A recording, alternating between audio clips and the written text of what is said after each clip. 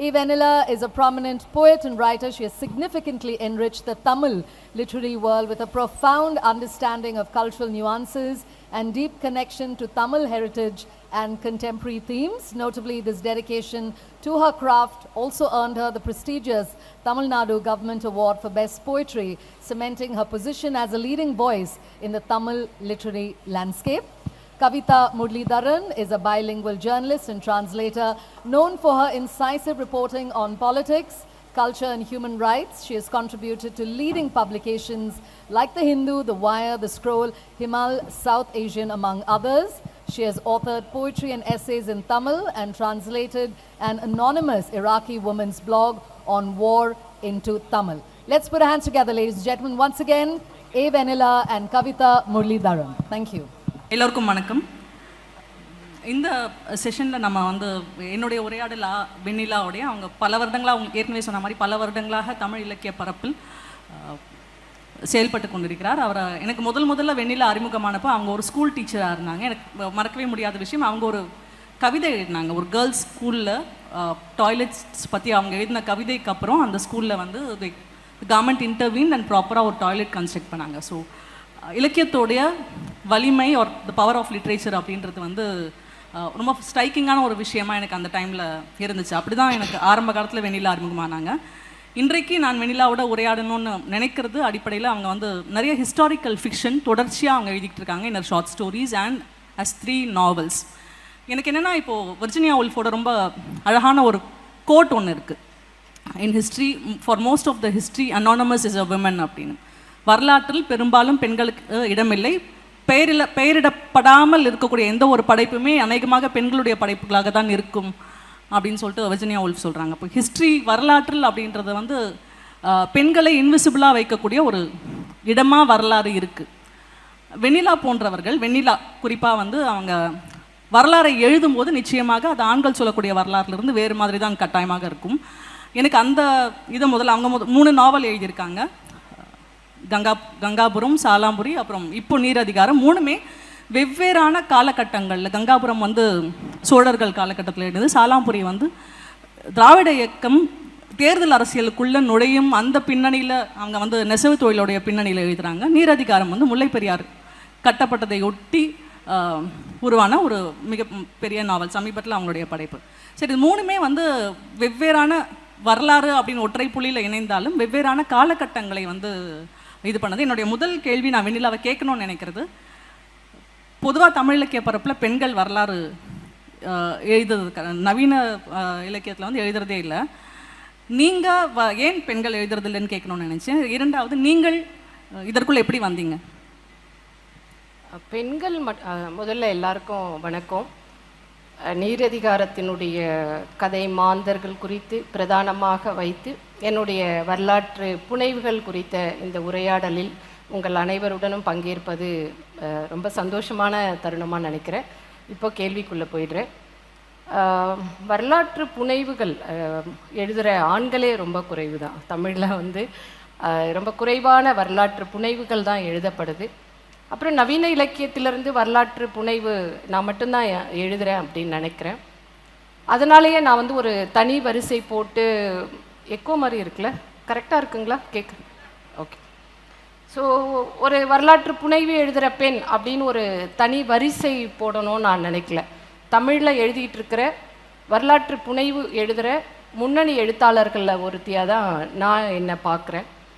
அப்புறம் ஏன் வரலாற்று நாவல்கள் எழுத முடியல அப்படின்னா, அது ஒரு பெரிய சவால் தான். எழுத்தே பெரிய சவால் தான், அதில் நாவல் அப்படின்றது ரொம்ப பெரிய சவால். ஏன்னா பெரிய கேன்வாஸ் விரிஞ்சிக்கிட்டே போகுது. அப்படி பார்க்கும்போது வரலாற்று புனைவு எழுதுறது பல விதங்களில் சவாலாக இருக்குது. முதல் சவாலாக நான் பார்க்குறது அந்த காலத்தை கண்முன்னாடி கொண்டு வர்றது. இப்போ உதாரணத்துக்கு நான் கங்காபுரம் எழுதியிருக்கேன் அப்படின்னா, கங்காபுரம் ஒரு 11ஆம் நூற்றாண்டில் நடக்கிற கதை. 11ஆம் நூற்றாண்டு காலத்தை ஒரு திரைப்படத்தினுடைய கலை இயக்குனர் போல முதல்ல வாசகர்களுக்கு கண் முன்னாடி விரித்து காமிக்கணும்.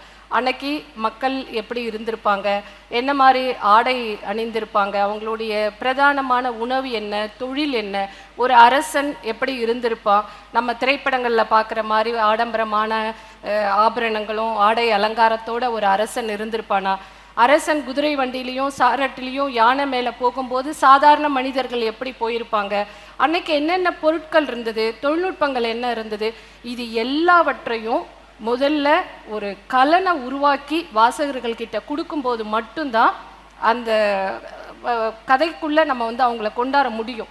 அப்புறம் கலனை உருவாக்கிட்ட பிறகு கதை சொல்கிறது எல்லா எழுத்தாளர்களுக்குள்ளே இருக்கிற மாதிரி தான். இன்றைக்கி பக்கத்து வீட்டு வள்ளியத்தையை பற்றி நான் எழுதுகிற மாதிரி தான் சோழர்கள் காலத்துக்குள்ளே இருக்கிற செம்பியன் மாதேவி பற்றி எழுதுறது தான். பெண்கள் ஆண்கள் எல்லாரும் மனிதர்கள் அப்படின்றது எல்லா காலத்துலேயும் ஒரே மாதிரி தான்.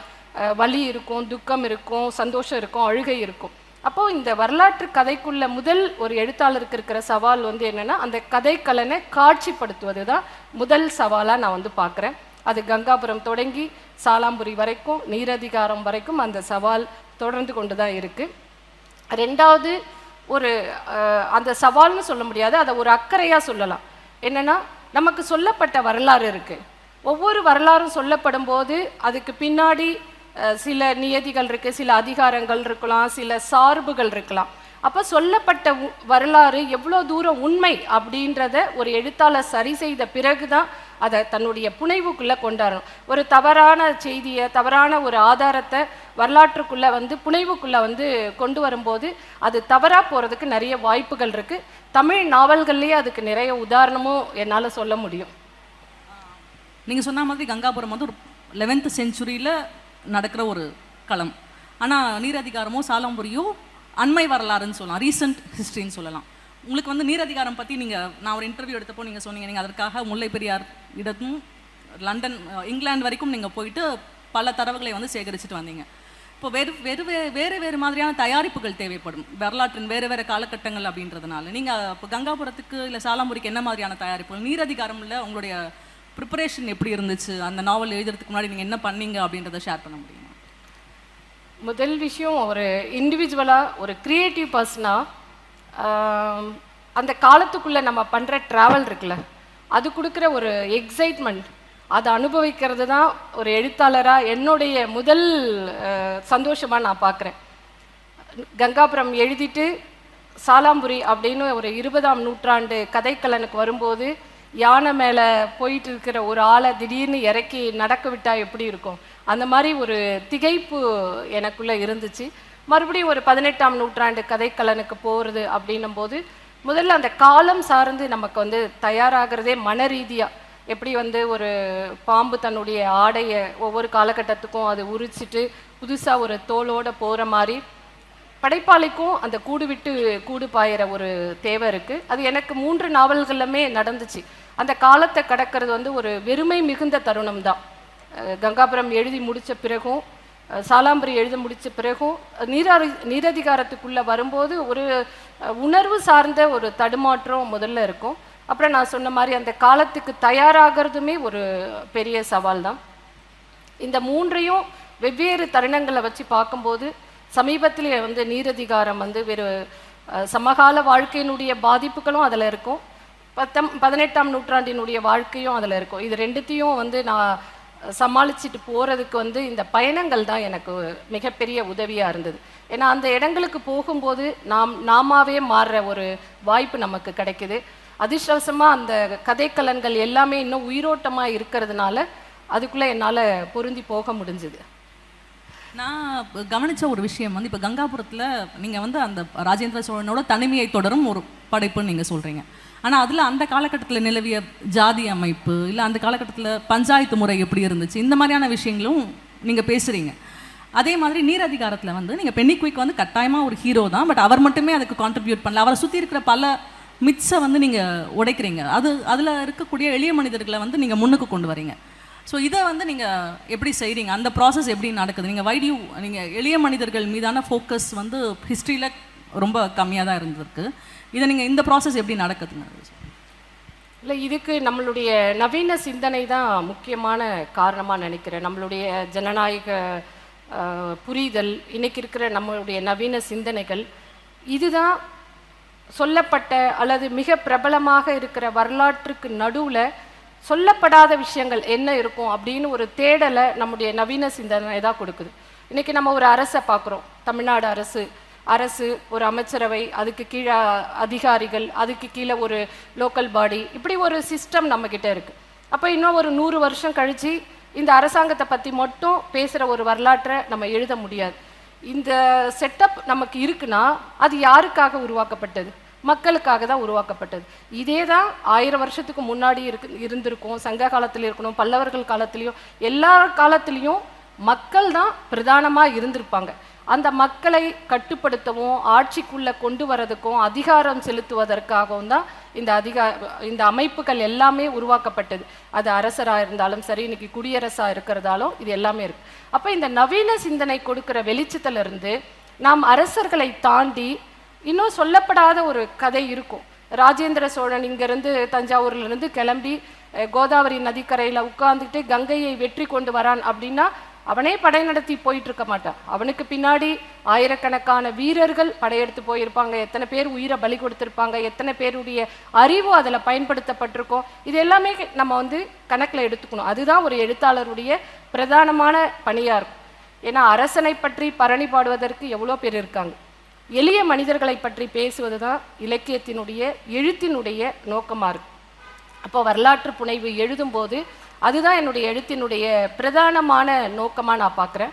அந்த அடிப்படையில் தான் கங்காபுரத்தில் வருகின்ற எளிய கதை மாந்தர்கள், நீரதிகாரத்தில் வருகின்ற பென்னிக்குயிக்கு நிகராக வருகின்ற டெய்லர், அந்த கதாபாத்திரம்லாம் தமிழில் யாருக்குமே தெரியாது.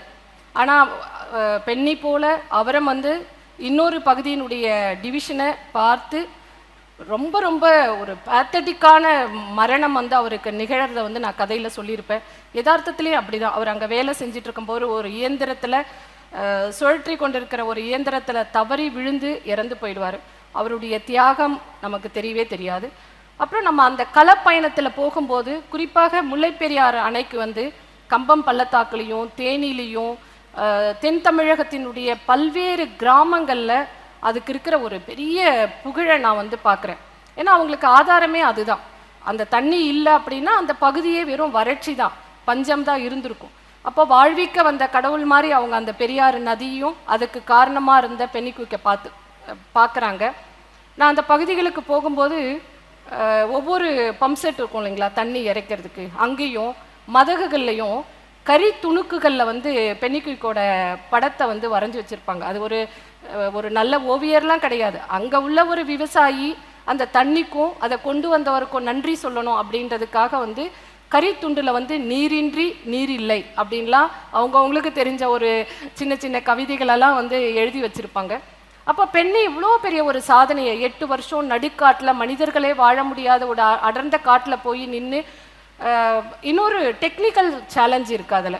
ஏன்னா மேற்கு நோக்கி போகிற நதியை அவர் கிழக்கு நோக்கி திருப்பி கொண்டு வர்றாரு. அது வரைக்கும் உலகத்தில் நதியினுடைய போக்கை திருப்புறது அப்படின்றதே ஒரு செயல்படுத்தப்படாத ஒரு தொழில்நுட்பம். அதை முதன்முறையாக அவர் செய்கிறாரு. அப்படி செய்யும்போது அவரோட கூட இருந்தவங்களாம் யார்? அவர் மட்டுமே எல்லாத்தையும் எக்ஸிக்யூட் பண்ணியிருக்க முடியாது. அப்படி என்னுடைய கற்பனையில் யாரெல்லாம் என்னென்னலாம் வேலை செய்யலாம் அப்படின்றத நான் ஒவ்வொரு ஏரியாவுக்குமான கதை மாந்தர்களை உருவாக்கினேன். அந்த கதை மாந்தர்களை உருவாக்கும் போது நான் மேற்கொண்ட களப்பயணம் எனக்கு பெரிய அளவுக்கு உதவி பண்ணுச்சு. ஏன்னா நம்ம ஒரு புனைவு கதாபாத்திரத்தை அதுக்குள்ளே கொண்டு வர்றோம்னா அதுக்கு ஒரு பின்னணி தேவை. ஏதோ ஒரு விஷயத்துக்காக தான் கொண்டாடுறோம். அப்படி கொண்டு வரும்போது அந்த பகுதியில் பிரபலமாக ஒவ்வொரு வீட்லையும் என் வீட்டிலேருந்து போய் பெரியாத்துல வேலை செஞ்சுருக்காங்க, என் தாத்தா போயிருக்காரு, என் தாத்தாவுடைய அப்பா போயிருக்காங்கன்னு பல கதைகள் இன்னைக்கும் சொல்லப்பட்டுக்கிட்டு இருக்கு. அப்படி சொல்லப்படுகின்ற கொண்டாடப்படுகின்ற மனிதர்களை நான் புனைவு கதை மாந்தர்களாக நீரதிகாரத்தில் கொண்டு வந்திருக்கேன். இன்னொரு விஷயம் சொன்னீங்க, அது முல்லைப்பெரியார் கன்ஸ்ட்ரக்ஷன் அப்போ ஒரு 5000 பேர் இறந்து போகிறாங்கன்னு சொல்கிறீங்க. அதை பற்றி கொஞ்சம் நீங்கள் ஷேர் பண்ணுங்க. ஆமாம், அது குறித்து நிறைய மித்து இருக்குது நமக்கு. என்னென்னா இவ்வளோ பெரிய டேமில் லட்சக்கணக்கான பேர் இறந்துருப்பாங்க, அதை பிரிட்டிஷ் அரசாங்கம் வெளியே சொல்லவே இல்லை அப்படின்னு. அப்படி பிரிட்டிஷ் அரசாங்கம் வெளியில் சொல்லாமல் எந்த விஷயங்களும் அந்த காலகட்டத்தில் நடக்கலை. ஏன்னா ஒரு என்ஜினியர் இருக்காருன்னா அவருக்கு மேலே இருக்கிற சீஃப் என்ஜினியருக்கு தொடர்ந்து ரிப்போர்ட் பண்ணிக்கிட்டே இருக்காங்க. அப்படி அணை கட்டும்போது ஒவ்வொரு காலாண்டுக்கும் ஒரு ரிப்போர்ட் அனுப்புகிறாங்க. அந்த அறிக்கையில் ரொம்ப நீட்டாக இப்போது இந்த 2 மாத பருவத்தில் எத்தனை நாள் வேலை நடந்துச்சு, அப்போ மழை அளவு என்ன, வெள்ளம் இருந்ததா, எத்தனை கூலிகள் வேலை செஞ்சாங்க, அதில் நோய் பாதிக்கப்பட்டவங்க எத்தனை பேர், மருத்துவ உதவி எடுத்துக்கிட்டவங்க. ஏன்னா அப்போ நமக்கு வந்து ஒரு சிக்கல் இருந்தது, என்னன்னா ஆங்கில மருத்துவத்தை போய் எடுத்துக்கிட்டா நம்ம உயிருக்கு ஆபத்து வரும்னு ஒரு பயம் இருக்குது. அதை அந்த என்ஜினியர்கள் குறிப்பிடுறாங்க. இந்த மக்களை வந்து ஹெல்த்தியாக வச்சுக்கிறதுக்கும் மெடிசன் எடுக்க வைக்கிறதுக்கும் நாங்கள் பெரிய அளவுக்கு வந்து போராட வேண்டியிருக்கு அப்படின்னு வந்து அவங்க சொல்கிறாங்க. அப்போது மருத்துவம் எடுத்துக்கொண்டவங்க எத்தனை பேர், மருத்துவமனையில் இருக்கிறவங்க எத்தனை பேர், அந்த குவார்ட்டர் பீரியடில் எத்தனை பேர் இறந்து போயிருக்காங்க, இப்படி எல்லாவற்றையும் ரொம்ப சரியாக அவங்க வந்து கணக்கிட்டிருக்காங்க. அதில் இன்னும் சொல்கிறாங்க, கணக்கிடாத சில இறப்புகள் இருக்குது. எப்படின்னா காலரா வருது. இப்போ வேலை செய்கிற இடத்துல தண்ணி சரியாக இல்லாததில், அந்த காட்டு சூழலில் காலரா நிறைய ஒரு 4-5 முறை வந்து காலரா வந்திருக்கு. அப்படி வரும்போது பயந்து ஐயோ எப்படியாவது வீட்டுக்கு போய் வந்து சேர்ந்து நம்ம வந்து வீட்டு ஜனங்களை பார்த்துருவோம் அப்படின்னு கிளம்பி போகும்போது போகிற வழியில் நிறைய பேர் இறந்து போயிருக்காங்க. அப்புறம் ஊருக்கு போய் சேர்ந்து இறந்து போயிருக்காங்க. அப்படி இறந்தவங்களுடைய கணக்கை தான் அவங்களால துல்லியமாக கொடுக்க முடியல. வேலை தளத்தில் இறந்தவங்களுடைய கணக்கை கரெக்டாக கொடுத்துருக்காங்க. அப்படி பார்க்கும்போது ஒரு 5000த்திற்கு மேற்பட்டவர்கள் வந்து அணை கட்டுற நேரத்தில் பல்வேறு காரணங்களால் இறந்து போயிருக்காங்க. நீங்கள் இப்போ இதுக்கு முன்னாடி இல்லை, இது குறித்து இன்னொன்னேன்னு சொல்லிடுறேன். இப்படி இறந்தவர்களுக்கு வந்து பெரும்பாலும் பெயர் பட்டியல் இல்லை. ஆனால் இறந்து போன ஆங்கிலேய அதிகாரிகளுக்கு அங்கே கல்லறை வைக்கப்பட்டிருக்கு. இறந்து போன தமிழர்களுக்கு, தமிழர்கள்னு அவங்க சொல்லலை, கூலிகள் தான் நம்ம எல்லாருக்குமான பேர். இறந்து போன கூலிகளுக்கு பெயர் பட்டியல் கூட கிடையாது நம்மக்கிட்ட, வெறும் நம்பர் தான் இருக்குது. நீங்கள் இதுக்கு முன்னாடி பேசும்போது சொன்னீங்க உங்களுடைய கற்பனையில் சில கதாபாத்திரங்களை கொண்டு வந்திருக்கீங்க அப்படின்னு. இது ஒரு வரலாற்று புனைவு அப்படின்றது வந்து கிட்டத்தட்ட கத்தி மேலே நடக்கிற மாதிரி. நீங்கள் எந்த ஒரு சின்ன பிறழ்வுன்னு இருந்தாலும் அதோடைய நம்பகத்தன்மை அப்படின்றது வந்து கேள்விக்குறியாகும் இல்லையா? அப்போ அந்த விஷயத்தை நீங்கள் எப்படி டீல் பண்ணுறீங்க? பொதுவாக இந்த மாதிரியான ஒரு வரலாற்றை மீட்டுருவாக்கம் செய்யும் போது அதில் கற்பனையை கலப்பது அப்படின்றது சரியாக இருக்குமா? இல்லை, கற்பனை இல்லாமல் கதையை எழுத முடியாது. ஆனால் கற்பனை எந்த அளவுக்கு அப்படின்றதான். உதாரணத்துக்கு இப்போது கல்கியினுடைய பொன்னியின் செல்வன் நம்ம எடுத்துக்கலாம். பொன்னியின் செல்வனுடைய பிரதானமான கதாபாத்திரம் வந்தியத்தேவன்.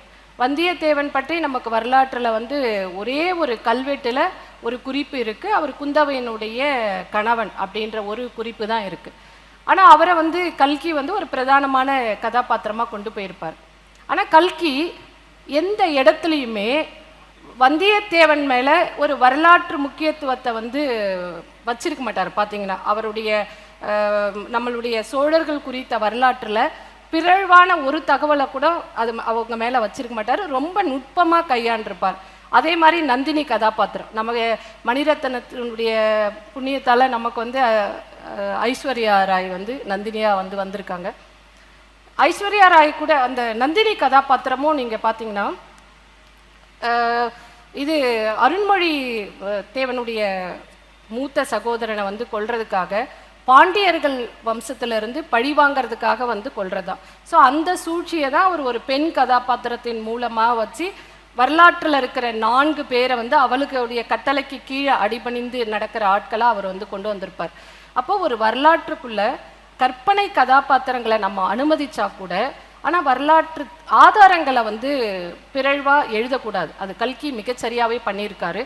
அதுதான் ஒரு வரலாற்றை எழுதுகிற ஆசிரியருக்கு மிக முக்கியமாக காரணமாக இருக்க முடியும்னு நினைக்கிறேன். ஏன்னா அதில் இன்னொரு வாசகர்கள் ப்ளஸ் சமூகத்துடைய ஒரு கடமை இருக்குது. என்னென்னா ஒரு புனைவு நூலை ஹிஸ்ட்ரி புக்காக எடுத்துக்கக்கூடாது, ஒரு ஹிஸ்டாரியனுடைய ரெஃபரன்ஸாக நம்ம எடுத்துக்கக்கூடாது. அப்படி எடுத்துக்கிட்டு தமிழில் ஒரு தவறும் நடந்திருக்கு. ஜீவபாரதி அப்படின்னு ஒரு எழுத்தாளர் வேலுநாச்சியார் பற்றி ஒரு புத்தகம் எழுதியிருக்கார். அதில் அவர் வந்து ஒரு வேலுநாச்சியாருக்கு உதவுவது போல அவருடைய வெற்றிக்கு பின்புலமாக பிரிட்டிஷாரினுடைய படைக்களத்துக்குள்ள உடல் முழுவதும் நெய்யை தடவிக்கிட்டு அந்த மொத்த அவங்களுடைய மிலிட்ரி ஃபோர்ஸையே வந்து இதுவாக்குற மாதிரி அவங்க வந்து தன்னையே பலி கொடுத்ததா வந்து ஒரு கற்பனை கதாபாத்திரம், குயிலின்ற கதாபாத்திரத்தை வந்து ஜீவபாரதி உருவாக்கியிருப்பார். ஸோ அப்படி ஒரு ஆங்கிலேயர்களுடைய ஆயுத கிடங்கை தகர்த்ததுனால வேலுநாச்சியாருடைய வெற்றி மிக எளிதாக நடந்ததா. இது குயிலின்ற கதாபாத்திரத்தை உருவாக்குவதற்கு ஒரு எழுத்தாளருக்கு அனைத்து சுதந்திரமும் இருக்குது. ஏன்னா கதைக்குள்ள வேலுநாச்சியாரை அவர் முன்னிறுத்தணும், அவ்வளோதான். அதுக்கான துணை கதாபாத்திரங்களை அவர் எத்தனை வேணால் உருவாக்கலாம். ஆனால் குயிலின்ற கதாபாத்திரத்தை மட்டும் தனியாக எடுத்து அதை ஒரு வரலாற்று பிம்பமாக முன்னிறுத்த கூடாது. அதை ஆனால் நம்ம இன்னைக்கு செஞ்சிட்டோம். தமிழ்நாடு அரசே குயிலிக்கு என்று ஒரு வேல்நாச்சியாருடைய மணிமண்டபத்தில் தனியாக ஒரு மணிமண்டபத்தையும் கட்டிட்டாங்க. இப்போ சிலை வைக்கிறதுக்கு பணமும் ஒதுக்கிட்டாங்க. அப்போது ஒரு வரலாற்று புனைவுக்குள்ளே இருந்து ஒரு கதாபாத்திரத்தை தனியாக எடுத்து அதுக்கு ஒரு வரலாற்று ஆதாரம் நிறுவி நீங்கள் சிலை வச்சிட்டிங்கன்னா இன்னும் 100 வருஷம் கழிச்சு இப்போவே வேல்நாச்சியாரை விட குயிலி தான் ஃபேமஸாக இருக்காங்க. அது நமக்கூட பிரச்சனை இல்லை. அதை தான் நான் சொல்கிறேன். எளிய மக்களினுடைய கதைகளாக ஒரு கற்பனையாக இருக்கிற வரைக்கும் இந்த உண்மை எந்த பாதிப்புமே அடையாது. ஆனால் அது ஒரு அரசு நிறுவனத்துக்குள்ள வரலாற்று ஆசிரியர்களால் அது முன்மொழியப்படும் போது ஒரு மிகப்பெரிய வரலாற்று பிழை நேரும். இன்னைக்கு பாடப்புத்தகத்தில் குயிலி இருக்காங்க, குயிலிக்குன்னு உடை இருக்குது, அவங்களுக்குன்னு சிலை வரப்போது, எல்லாமே இருக்குது. இப்படி ஒரு தவறு ஒரு எழுத்தாளரினுடைய புனைவுக்குள்ளே இருந்து நேரக்கூடாது. எனக்கு இன்னொன்னும் தோணுச்சு. காவல் கூட்டத்தில் சூவையோட காவல் கூட்டத்தில் குஞ்சரத்தம்மாள் அப்படின்ற கேரக்டரை எப்படி அதை பற்றியும் நீங்கள் சேர்த்து சொல்லிடலாம் இல்லையா? உங்களுக்கு அது இல்லை, அது முழுக்க புனைவு தான். ஆமாம், சூவேங்கடேசன் தாது வருஷ பஞ்சத்தினுடைய கோரத்தை பற்றி சொல்லும்போது ஒரு பெண், அதுவும் அந்த ஊரினுடைய தேவரடியாராக இருக்கிற ஒரு பெண் அந்த மக்களுக்கு செய்கின்ற ஒரு சேவையாக அவர் அந்த கதையை கொண்டு போயிருப்பார்.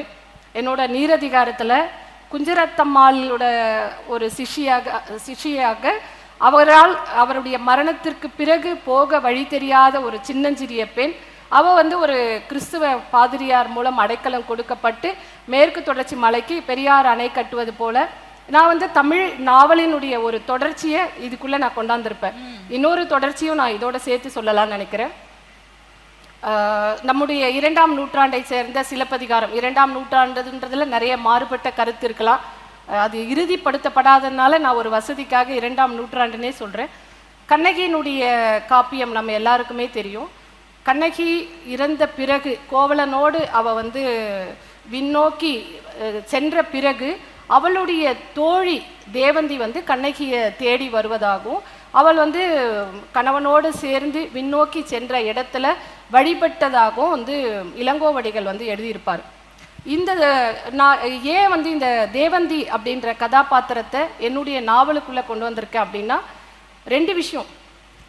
அந்த கதை நிகழற இடம் ஒன்று, சிலப்பதிகாரத்தினுடைய இறுதி காட்சி நடக்கின்ற இடமும் நீரதிகாரத்தினுடைய முதன்மை கதை நடக்கின்ற கதை கலனும் 2 ஒன்று. பெரியார் அணைக்கு பக்கத்தில் தான் பக்கத்துலனா ஒரு அடுத்த குன்றில் தான் மங்களதேவி கண்ணகி கோட்டம் இருக்கின்றது. சிலப்பதிகாரத்தில் சொல்லப்படுகின்ற விண்ணேற்றி பாறை என்ற இடத்துல. அப்போ அந்த கதை கலனுக்குள்ள நான் தேவந்தின்ற ஒரு கதாபாத்திரத்தை கண்ணகி கோயிலினுடைய பூசாரியாக நான் வரிச்சிருக்கேன் என்னுடைய நீரதிகாரத்தில்.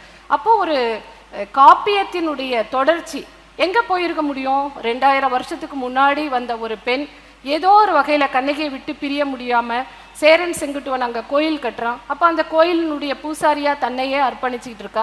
அப்போ அவளுடைய குடும்பத்திலிருந்து வருகின்ற முதல் பெண் குழந்தைகள் கண்ணகி கோயிலுக்கு நேர்ந்து விடப்பட்டு ஒரு பெண் பூசாரியாக இருப்பதாக நான் தேவந்தி அப்படின்ற ஒரு கதாபாத்திரத்தை நான் கொண்டாந்துருக்கேன். அப்படி கொண்டு வரும்போது ஒரு தமிழ் மரபினுடைய தொடர்ச்சியும் கதைக்குள்ளே வரும்போது ஒரு கூடுதல் பிணைப்பு வாசகர்களுக்கு உருவாகும் அப்படின்றதுக்காக தான் குஞ்சரத்தம்மாளினுடைய தொடர்ச்சியும் நாவலுக்குள்ளே இருக்குது, சிலப்பதிகாரத்தினுடைய தொடர்ச்சியும் என்னுடைய நாவலுக்குள்ளே இருக்குது. நான் குஞ்சரத்தம்மாள் பற்றி கேட்டதுக்கு காரணம் குயிலியை நம்ம ஒரு ரியல் கேரக்டராக அக்செப்ட் பண்ண மாதிரி குஞ்சரத்தம்மாள் பற்றியும் இப்போ அந்த மாதிரியான ஒரு முயற்சி நடந்துட்டு இருக்கு. அதெல்லாம் எவ்வளோ வெண்ணிலா பாயிண்ட் அவுட் பண்ண மாதிரி ஒரு வாசகராக நமக்கு ஒரு ரெஸ்பான்சிபிலிட்டி இருக்குது. ஹிஸ்டாரிக்கல் ஃபிக்ஷன் அப்படின்றது நம்ம ஒரு பிஞ்ச் ஆஃப் சால்ட்டோடு தான் எடுக்கணும்.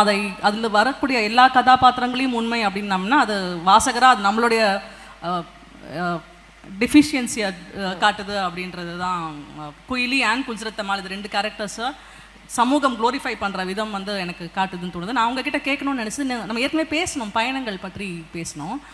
நீரதிகாரத்துக்கு நீங்கள் மேற்கொண்ட பயணங்கள் பற்றி, அதே மாதிரி கங்காபுரத்துக்கும் சாலம்புரிக்கும் நீங்கள் ஏதாவது பயணங்கள் செஞ்சீங்களா? அதில் நீங்கள் சந்தித்த சவால்கள் என்ன, அதெல்லாம் ஷேர் பண்ணுறீங்களா? கங்காபுரத்துக்கு நாவல் எழுதணும் அப்படின்னு திட்டமிட்ட பிறகு பயணம் செய்யலை. நான் செய்த பயணங்களின் மூலமாக தான் கங்காபுரம் நாவல் எழுதணும் அப்படின்னு எனக்கு ஆர்வமே வந்தது.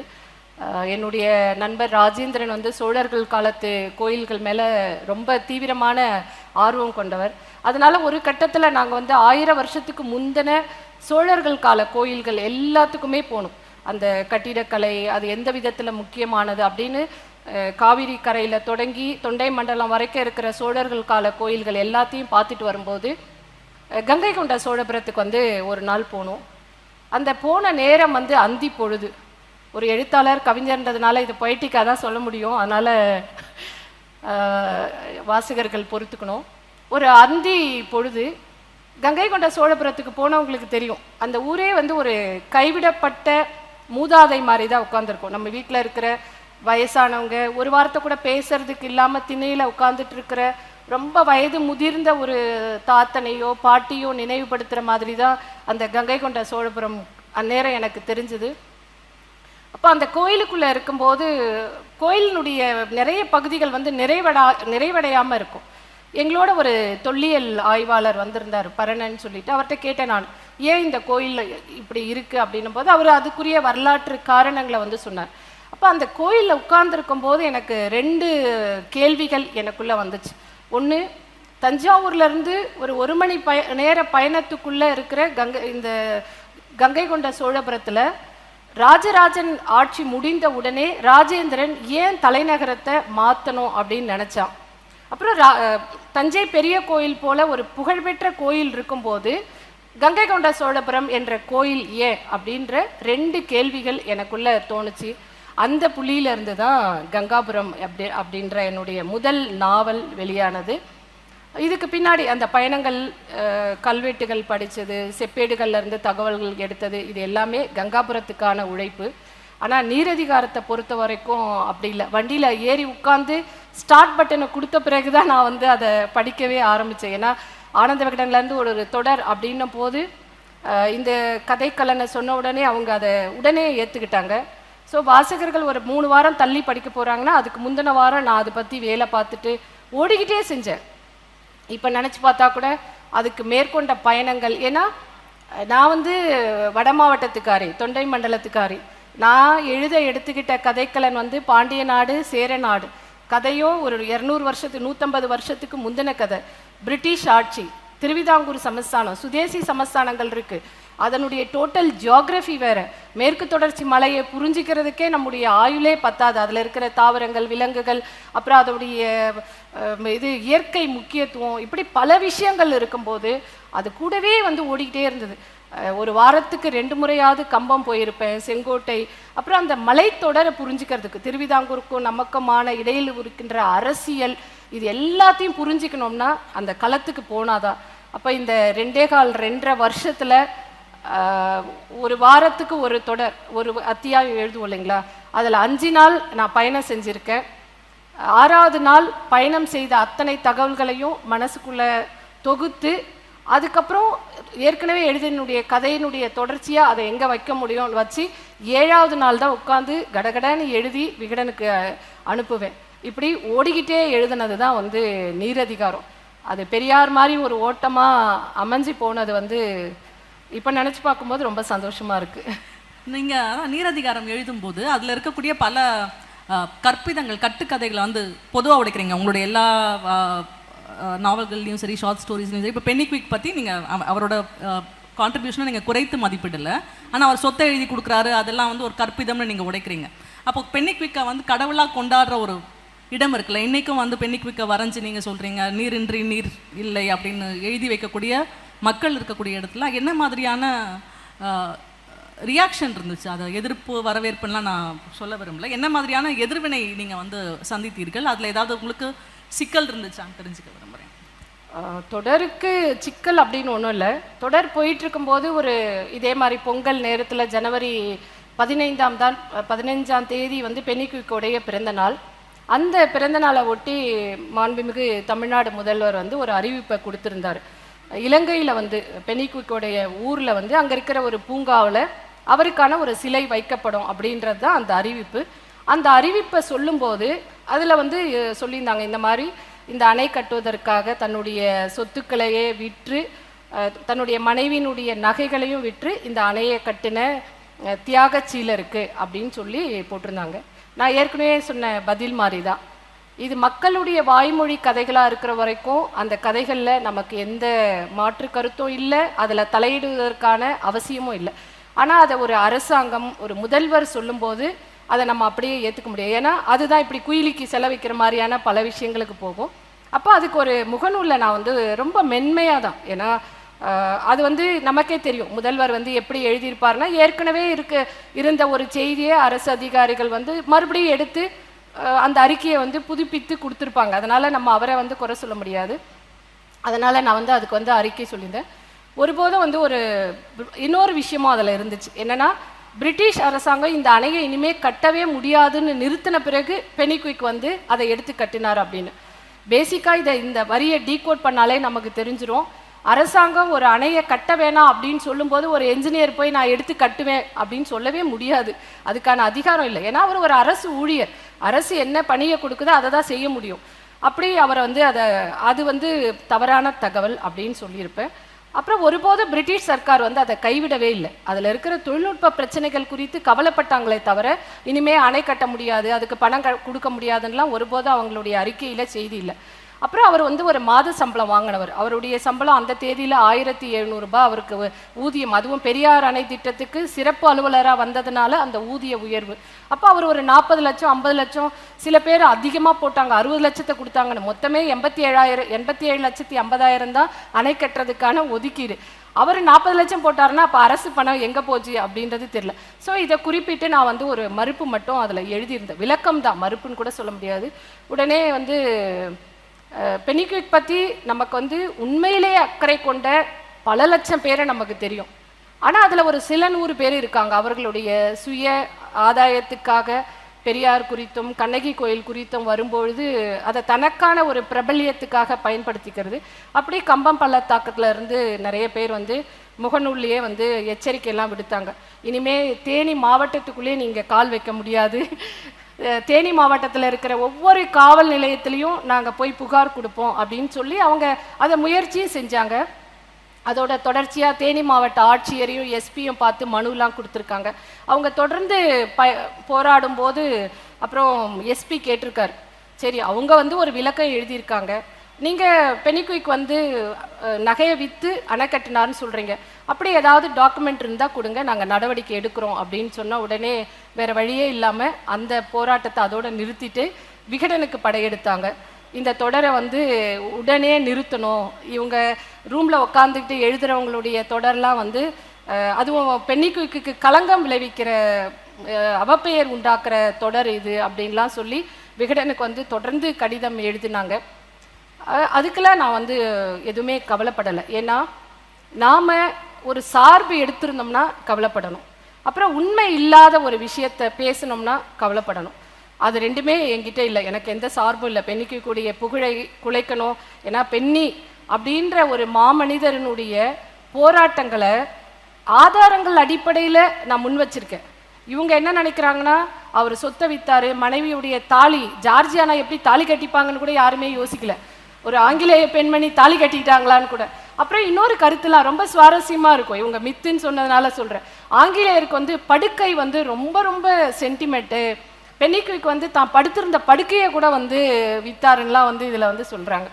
அப்போ வந்து அவருடைய இந்த கதைகள்லாம் எதுக்கு தேவை அப்படின்னா, நாங்கள் வந்து ஒவ்வொரு முறை கேரளா வந்து நம்மளோட அரசியல் ரீதியாக பிரச்சனைகளை கிளப்பும் போதெல்லாம் போராட்டத்துக்கு மக்களை ஒன்று திரட்டுவதற்காக இப்படி ஒரு தியாக சீலரை முன்னிறுத்தினாதான் மக்களை திரட்ட முடியும் அப்படின்றாங்க. அதில் எனக்கு எந்த மாற்று கருத்துமே இல்லை. ஏன்னா முல்லை பெரியார் அப்படின்றது நம்முடைய உரிமை. அதில் அரசியல் ரீதியாக என்றைக்குமே நம்ம தோற்று போய்விடக்கூடாது அப்படின்றதுல எனக்கு எந்த மாற்று கருத்தும் கிடையாது. ஆனால் அதற்காக அவர் சொத்தை வித்தார் அப்படின்றத விட 8-9 வருஷம் அவர் மலையில் இருந்து எவ்வளோ போராடி அந்த அணையை கட்டியிருக்காருன்ற உண்மையை மக்கள்கிட்ட பேசலாம். எத்தனை பாடுகள் அவர் பட்டிருக்காரு.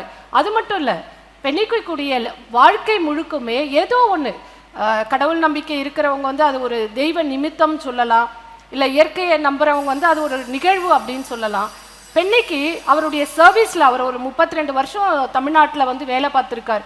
6-7 வருஷம் தவிர மீதி எல்லாமே அவருக்கு பெரியாருடைய தொடர்புடைய வேலையாகவே அமைஞ்சிருச்சு.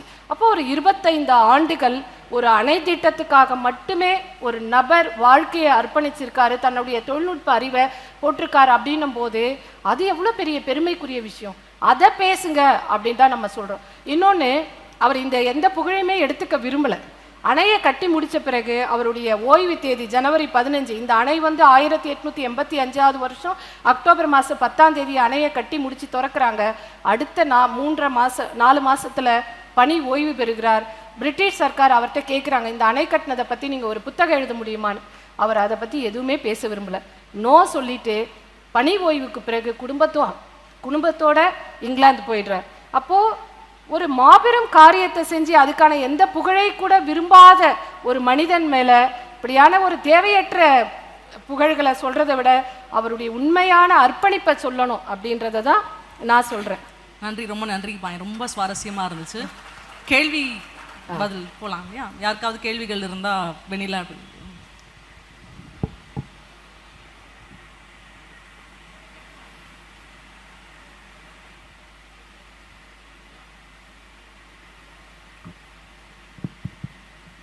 கேட்குதா மேடம்? நான் அரவிந்தன், சென்னை பல்கலைக்கழகத்திலேருந்து வந்திருக்கேன். ஸோ உங்களுடைய உரையாடல் ரொம்ப சுவாரஸ்யமாக இருந்தது. என்னுடைய ஒரு ரிக்வெஸ்ட் அப்படின்னு நீங்கள் எடுத்துக்கலாம். அதாவது தமிழர்கள் வந்து 63 வகையான நீர் மேலாண்மை அந்த காலத்தில் வந்து செஞ்சுருக்காங்க.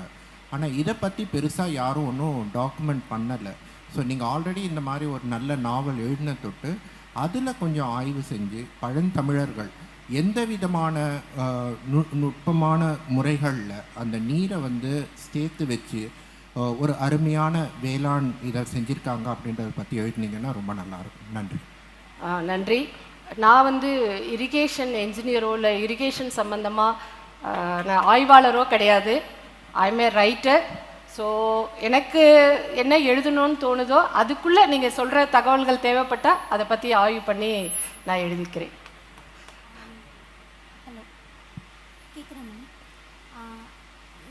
நீங்கள் வந்து வரலாற்று நாவல்கள் வந்து எழுதியிருக்கீங்க. இப்போ வரலாற்று நாவலில் சில பெண்களுக்குரிய முக்கியத்துவம் வந்து நீங்கள் நிறைய கல்வெட்டுகள்லையோ இல்லை ரியல் ஹிஸ்டாரிக் ஃபேக்ட்ஸ் எல்லாம் நீங்கள் பார்த்துருப்பீங்க. இப்போ எக்ஸாம்பிளுக்கு வந்து சோழாஸில் வந்து சில முக்கிய மாந்தர்கள் வந்து இருக்காங்க. இப்போ அவங்க இப்போ இருக்கிற ரியல் வேல்ல அவங்க ரொம்ப ஹைலைட்டடாக இருக்காங்க.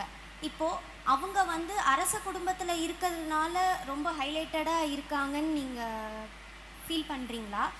அதுலேயே வந்து சில அடிப்பட்ட மக்களும் வந்து சில பேர் வந்து எக்ஸாம்பிள் பெரிய கோயிலில் வந்து அங்கே இருக்கிற தேவரடியார்கள் வந்து பெரிய செல்வந்தர்களாக இருந்திருக்காங்கன்னு கூட நம்ம நிறைய விஷயங்கள் பார்த்துருக்கோம். இப்போது அவங்க வந்து ஒரு சில இடத்துல தான் ஹைலைட் ஆகியிருக்காங்க. ஒரு பெரிய சமூகம் இருக்கிற இடத்துல அவங்க இருக்கிறதுனால ஹைலைட் ஆகியிருக்காங்கன்ட்டு நீங்கள் ஃபீல் பண்ணுறீங்களா? இல்லை அது இல்லாமல் சில மாந்தர்கள் வந்து இன்னும் வெளி வரலை, இன்னும் நம்ம ஹைலைட் பண்ணலை அப்படின்றத நீங்கள் ஃபீல் பண்ணுறீங்களான்ற கருத்து? அது குறித்து தான் நம்ம பேசுகிறோம். என்னென்னா, செல்வாக்கு மிக்க ஆண்களோ பெண்களோ அவங்க தான் வந்து வரலாற்றில் பதிவு செய்யப்பட்டிருக்காங்க. சோழர்கள் காலத்தில் இருக்கிற பெண்கள் பற்றி நமக்கு நிறைய தகவல்கள் வந்து செப்பேடுகள்லேயும் கல்வெட்டுகள்லையும் இருக்குது. அதை தாண்டி இருக்கிற கல்வெட்டுகளில் எளிய மாந்தர்கள் இருக்காங்க. குறிப்பாக தேவரடியார் பெண்கள் பற்றி நிறைய கல்வெட்டுகள் தமிழ் சூழலில் நம்ம பார்க்கலாம். ஒரு கோயிலில் வந்து தூர் எடுக்கிறதுக்கு அல்லது வந்து சிதம்பரம் கோயிலில் வந்து மார்கழி திருவிழாவுக்கு உணவு கொடுப்பதற்காக பறவை நங்கை என்ற ஒரு தேவரடியார் பற்றி கேள்விப்பட்டிருப்பீங்கன்னு நினைக்கிறேன். ராஜேந்திர சோழன் வந்து அவர் வந்து திருவாரூர் கோயில், அது செங்கல் கோயிலாக இருந்தது, அதை கற்கோயிலாக எடுத்து கட்டினதுக்காக அங்கே ஆடி தேரோட்டம் அப்போ தன்னுடைய தேரில் தன் பக்கத்திலே உட்கார வச்சு ஒரு தேவரடியார் பெண்ணை கூட்டு போனார் அப்படின்ற ஒரு வரலாற்று குறிப்பும் நமக்கு இருக்குது. இப்படி ஆனால் அவங்க செல்வாக்கு மிக்க பெண்கள் தான் நமக்கு தெரிய வர்றாங்க. ஸோ எழுத்தாளராக அதை தெரியாத இன்னும் பக்கத்தில் இருக்கிறவங்கள பற்றி எழுதுறதுக்கான முயற்சிகளை தான் நான் செஞ்சிட்ருக்கேன். வணக்கம். வணக்கம். உங்களோட எழுத்தாளர் ஜேர்னியில் இப்போ நீங்கள் நிறைய சார்பு பற்றி பேசுனீங்க.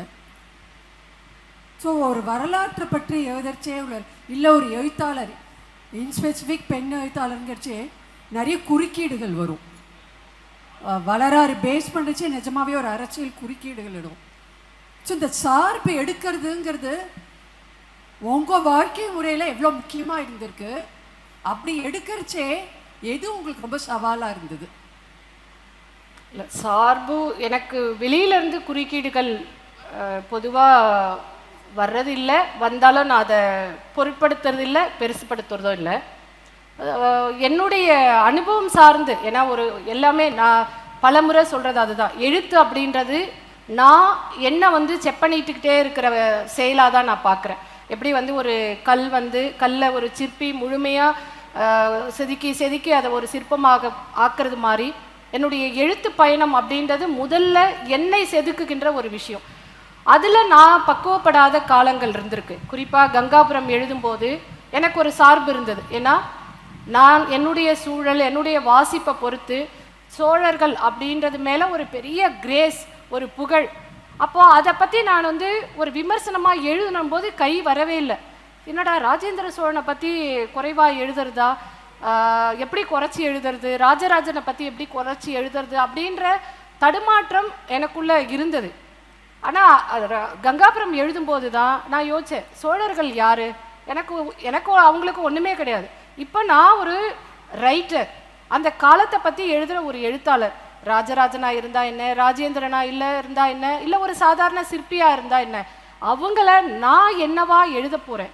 அதில் எனக்கு எந்த சார்பும் இல்லாமல் நான் எழுதுறேன்னா, ஆதாரங்களுக்கு வந்து முரணாக நான் எழுதுறேனா அப்படின்னு பார்க்கணும். அப்படின்றத நானே என்னை வந்து என்னுடைய எழுத்து பயணத்தின் ஊடாக தான் செக் பண்ணிட்டு கொண்டேன்.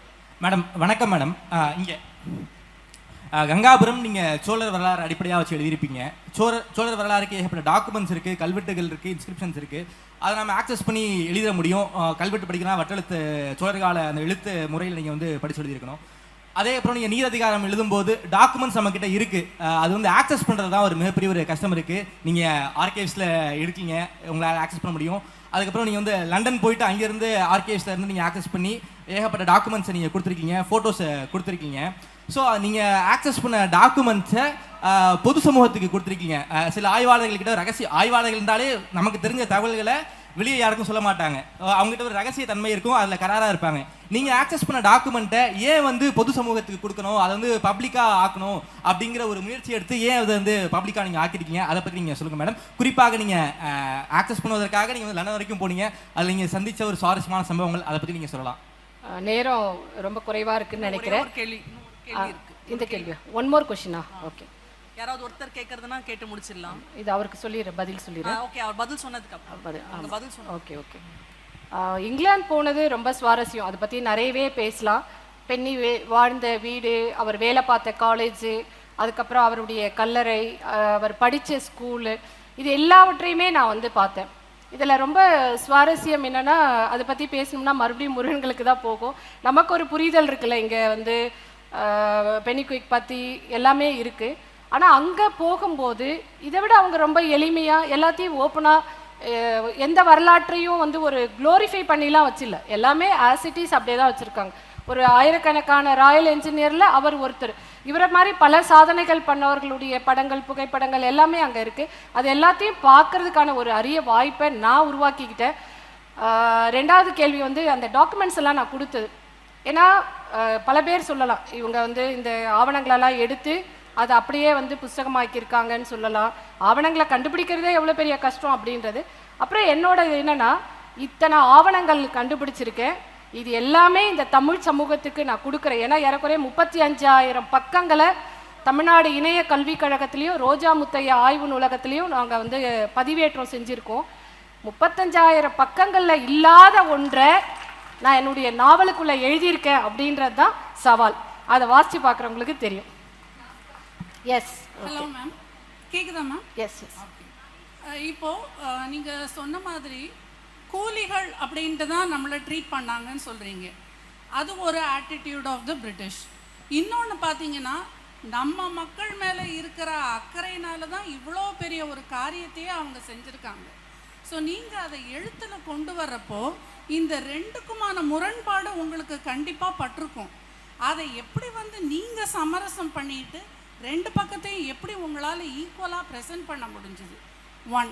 செகண்ட் ஒன், இப்போ நம்ம சொல்கிறோம் எது நம்மளுக்கு புனைவு பாத்திரம், எது வரலாற்று பாத்திரம்னு வாசகர்கள் கண்டுபிடிச்சிக்கணும் அப்படின்னு. எனக்கு தெரிஞ்சு தமிழில் நம்மளுக்கு வரலாற்று புனைவுங்கிறதே ரீசண்டாக இப்போ தான் வர ஆரம்பிச்சிருக்கு, எழுதி கொடுத்துருக்குறாங்க. எனக்கு தெரிஞ்ச வரைக்கும் நமக்கு தமிழர்களுக்கு we are historically illiterateன்ற மாதிரி தான் ஐ ஃபீல். அப்படின்ற பட்சத்தில் எது புனைவு எது நிஜமான பாத்திரம்னு நம்மளால் எப்படி ஒரு சாதாரண வாசகர்கள் என்னை போன்ற வாசகர்களால் எப்படி ஐடென்டிஃபை பண்ண முடியும்? நம்ம எழுதுகிறப்பவே ஏதாவது ஒரு குறிப்பு, இந்த கதாபாத்திரம் வரலாற்று குறிப்பில் இருக்குது, இல்லை இது முற்றிலும் புனைவு அப்படின்னு ஏதாவது ஒரு லிஸ்ட் கொடுத்தா யூஸ்ஃபுல்லாக இருக்குமா? Thank you ma'am. ஓகே, உங்களோட ரெண்டாவது கேள்விக்கு முதல்ல பதில் சொல்லிடுறேன். வரலாற்று நாவலை படிக்கும்போது இது புனைவு, இது புனைவு கதாபாத்திரம் தயவுசெய்து உடைக்காதீங்க. அப்படி படிக்கும்போது அந்த நாவலுடைய சுவாரஸ்யமே போயிடும் அப்படின்னு ஒரு ரீடராக நான் நினைக்கிறேன். ஏன்னா மொத்தமே இப்போ நீங்கள் பென்னி அப்படின்னா அவர் நிஜ கதை மாந்தர் தான். ஆனால் பென்னி எப்படி பேசுவார், எப்படி ஆடை உடுத்துவார், அவர் சிகரெட் குடிப்பாரா, வைன் குடிப்பாரா, விஸ்கி குடிப்பாரா, அவர் என்ன மாதிரி வேலை பண்ணுவார், அவரோட ஸ்டைல் ஆஃப் ஒர்க்கிங் என்ன, இது எதுவுமே தெரியாது. இது எல்லாமே நான் உருவாக்கினது. அப்போது ஒரு நிஜ கதை மாந்தருக்குள்ளே இருக்கிற விஷயங்களும் புனைவு தான். அப்போ ஒரு வரலாற்று புனைவை புனைவாக எடுத்து வாசிப்பது தான் வாசகர்களுக்கு ரொம்ப பாதுகாப்பான ரசனையான இடமா நான் நினைக்கிறேன். It's my personal opinion only. அப்புறம் அதை தாண்டி இன்னைக்கு உலகம் முழுக்க இருக்கிற வரலாற்று புனைவுகளில் பார்க்கும்போது அந்த வேலையை நானும் கங்காபுரத்தில் செஞ்சுருக்கேன். என்னென்னா, எதெல்லாம் உண்மையான தரவுகள் அடிப்படையில் எழுதப்பட்டிருக்கு அப்படின்னு சொல்கிறது ஒரு ஹிஸ்டாரிக்கல் ஃபிக்ஷனை எழுதுகிற ரைட்டருக்கு அவசியம் அப்படின்ற ஒரு கோட்பாடு இன்றைக்கு முன்னெடுக்கப்படுகிறது. அதனால் தேவைப்படுற இடங்களில் அடிக்குறிப்புகளாக சில இடங்களில் நான் குறிப்பிட்டிருக்கேன். என்னுடைய எல்லா நாவல்களிலுமே அதற்கான பின்புலம் என்ன அப்படின்றத அதுக்கான அடிக்குறிப்பில் நான் குறிப்பிட்டிருக்கேன். அது என்னை பொறுத்த வரைக்கும் ஒரு டிஸ்டர்பிங் ஃபேக்டர் தான், அதை நான் ஒத்துக்கல. ஆனால் அது ஒரு போக்காக இருக்கிறதுனால நான் என் புத்தகத்தில் பதிப்பிக்கிறதுக்கு அதை அனுமதிச்சிட்டேன். அடுத்து முதல் கேள்வி அவங்க கேட்டது, அதாவது நம்மளை கூலிகள்னு சொல்கிறாங்க, அதே சமயம் நமக்கு ஒரு அக்கறையும் அவங்க எடுத்திருக்காங்க அப்படின்னு சொல்லி. அவங்களும் பிரிட்டிஷார் அப்படின்னு வேறு தேசத்து ஆள்கள் தான். ஹைரார்கி இருக்கு இல்லையா, ஒரு engineer, chief engineer, governor, viceroy, இது எல்லாமே இருக்குது. நீங்கள் கூலி வேலைக்கு போனீங்கன்னா உங்களை கூலின்னு தான் சொல்லுவாங்க. இன்றைக்கி நம்ம என்ன வேறு பெரிய பட்டப்பேர் வச்சு கூப்பிட்றோமா?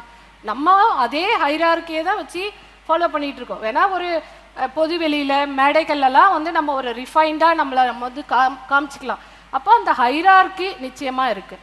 அப்புறம் அவங்களுடைய கேள்வியினுடைய இன்னொரு பகுதியாக எதை சொல்லலாம்னு நினைக்கிறேன்னா, பிரிட்டிஷாருடைய மொத்த காலகட்டத்தையும் நான் மூணாக பார்க்குறேன். அவங்க இந்தியாவுக்குள்ளே வர்த்தகர்களாக இருந்தது 1640, குறிப்பாக பிரிட்டிஷார், ஐரோப்பியர்கள் மொத்தம் எடுத்துக்கல, பிரிட்டிஷார் 1640 1800 வரைக்கும் அவங்களுக்கு ஒரு பெரிய போராட்ட காலம். வர்த்தகர்களாக இருக்காங்க, சில இடத்துல நாடு பிடிக்கிறானுங்க, சில இடத்துல துரோகம் பண்ணுறாங்க, ஆளுங்களை கையில் போடுறாங்க, லஞ்சம் கொடுக்குறாங்க, ஊழல் பண்ணுறாங்க, அதுக்காக எல்லா அட்டுழியத்தையும் பண்ணுறாங்க, கொள்ளை எல்லா பாதக செயல்களும் நம்ம ஊரில் யார் யாரை வச்சு என்னென்ன பண்ண முடியுமோ அது அத்தனையுமே பண்ணுறாங்க. 1800 பிறகு அவனுக்கு பெரிய அளவு நிலப்பரப்பு நிர்வாகத்துக்கு கீழே வருது. அப்படி வரும்போது ஒரு ரூலராக, ஒரு அட்மினிஸ்ட்ரேட்டராக பிரிட்டிஷ் தன்னை எஸ்டாப்ளிஷ் பண்ணுறாங்க.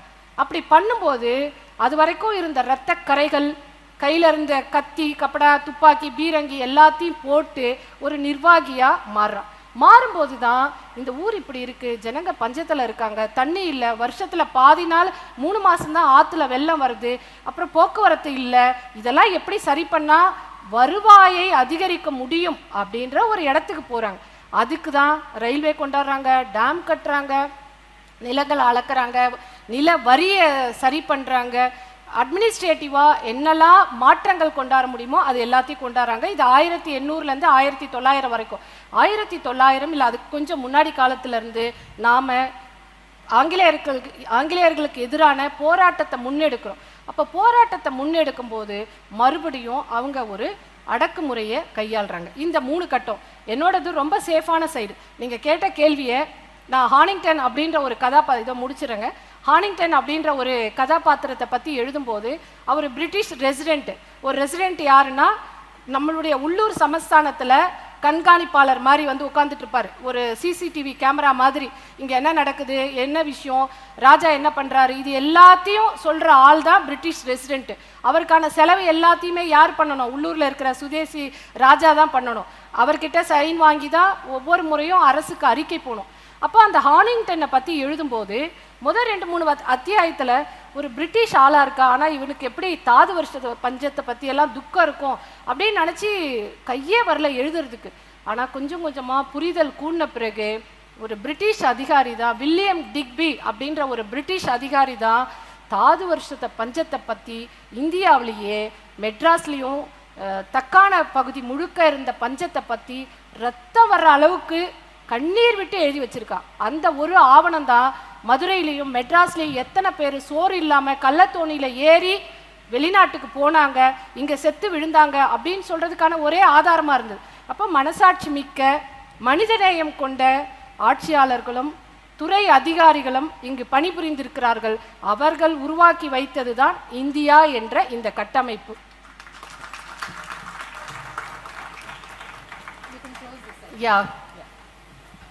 வாசகர்கள் அனைவருக்கும் என்னுடைய அன்பும் நன்றியும்.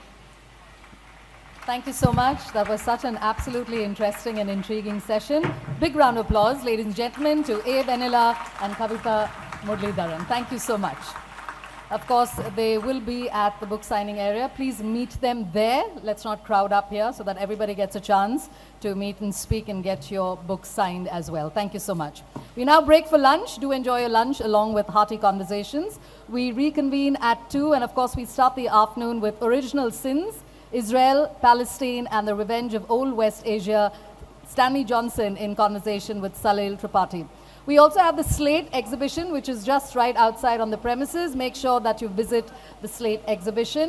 Once again, we still have the gold chain with us. If you know of anybody who's lost a gold chain, or if you know that you've lost a gold chain, please get in touch with one of our team members from the Hindu at the Sound Console, which is right at the end of the space. Thank you so much. Enjoy your lunch, and we'll see you soon.